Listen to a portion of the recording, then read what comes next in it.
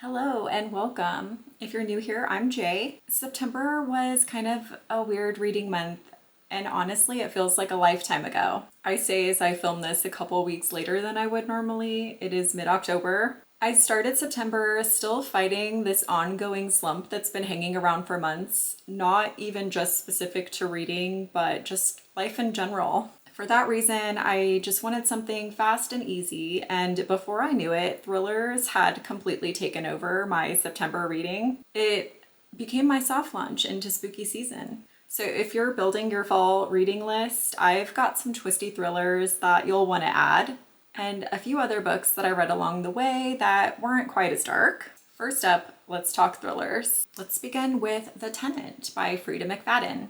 This was a classic Freida. A couple rents out a room in their brownstone, and weird stuff starts happening, and the tension builds from there. Was it predictable? Sure, but it was fast-paced and exactly what I needed to shake myself loose. Sometimes the solution really is a popcorn thriller. I'll also add that this one had a couple of ick scenes that could be right out of a horror novel.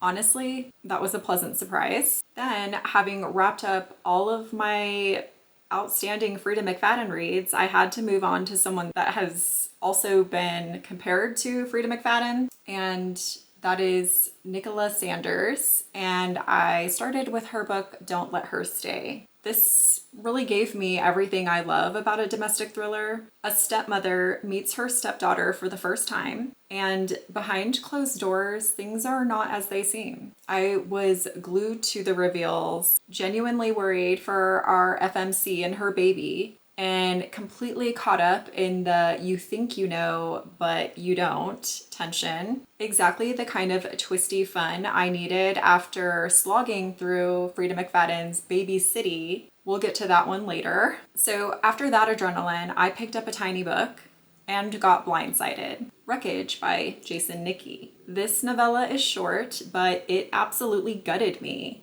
A man boards a flight to Alaska, the plane crashes, and what follows is a survival story that blurs the line between reality and grief. Despite jumping right into the meat of the story, I immediately cared about the main character. I have to admit, I even teared up towards the beginning. And by the end, I was shocked. It's impressive when such a small book can hit so hard. I picked this one up after seeing it was recommended on the channel Youngs and the Restless. I definitely recommend checking out their channel if you like thrillers and horror. Okay, so then I circled back to Nicola Sanders, hoping that lightning would strike twice. All the lies. This one did not land as well. The premise is wild.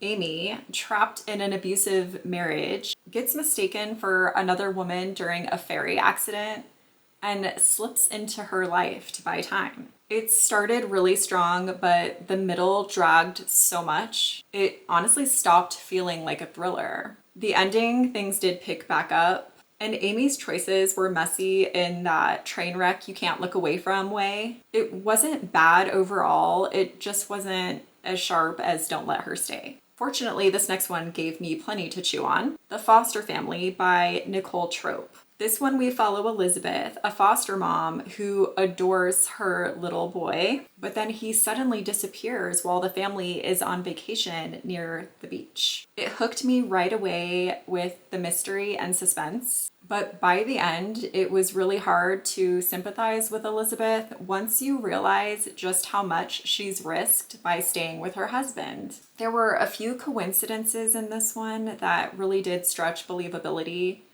but I forgave it. It held my attention the entire way through. So the next book I want to talk about is Local Woman Missing by Kubica. This one pulled me right in from the start. Multiple women and a child go missing in a small town, and years later, one of them returns. The story weaves past and present, different perspectives, and builds so much atmosphere. The first reveal shocked me in the way that I was almost ashamed to admit it did. I cannot believe I didn't see it coming. But after that, things got implausible fast. By the ending, it was borderline laughable, but truthfully, I didn't care. The ride was immersive. Like I said, the atmosphere was on point for this time of year, and it reminded me why I love thrillers. Now let's get into my other September reads because yes, I technically read 10 books, even if the thrillers did steal the show. I picked up this book last year during a fall haul, I believe.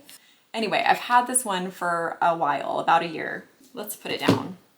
I'll just pop a picture up. On paper, this book sounded perfect for me. A time travel government experiment, a Victorian explorer pulled into the modern world, cultural clashes, and a slow burn romance. But the reality, I was bored out of my mind and sometimes genuinely uncomfortable.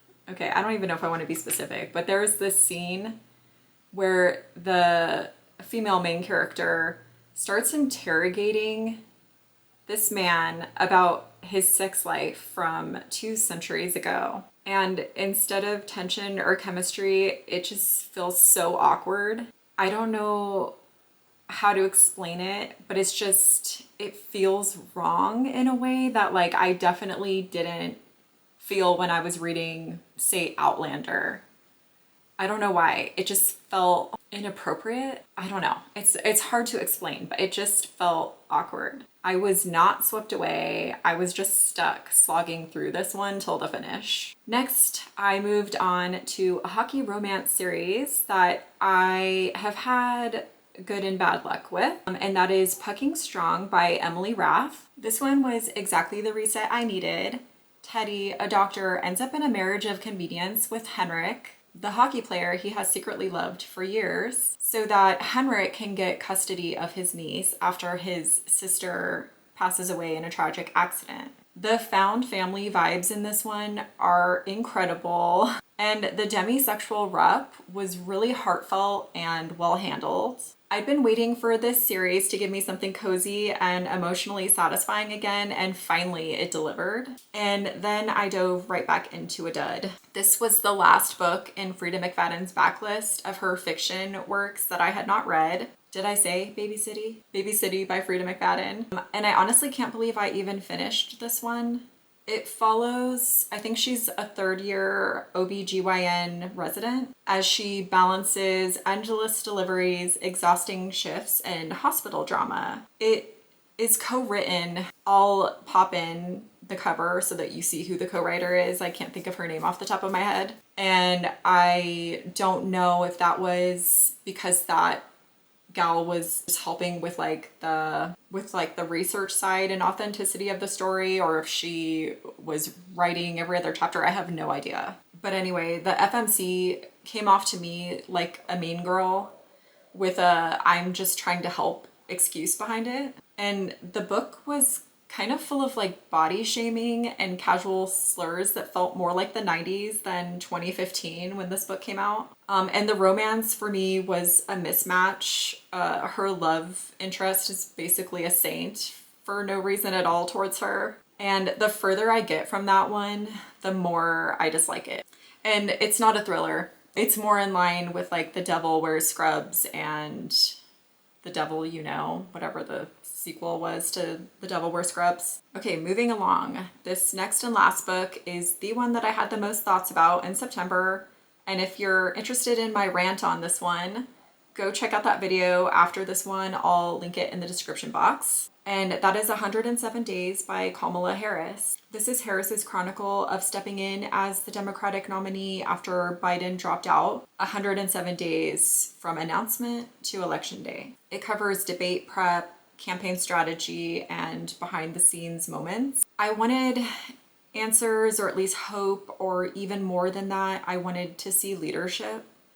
What I got instead was a disciplined, cautious time capsule that points out more reasons to give up the battle than ways we might reconfigure. It documents what happened, but it doesn't really grapple with the why, and it definitely doesn't reach for unity. As a supporter of hers, I understand the instinct to defend yourself and double down on accomplishments, but as a reader, it left me feeling bleaker than when I started, which is definitely not what I would expect to gain out of reading a book like this. The solutions I wanted to see, like hope, reconciliation, a vision for moving forward, they weren't there. It's useful as a historical record, maybe, but definitely not satisfying as a political novel or memoir. So September kind of became my unintentional spooky season reading list, and honestly, I'm okay with that. If you're looking for thrillers to add to your TBR, Don't Let Her Stay, Local Woman Missing, and Wreckage are my top picks. Let me know your favorite creepy or twisty read lately. I'm still adding to my TBR before the month's over. I hope you're doing well and that you're enjoying the fall season, and I'll see you again soon in the next video. Bye!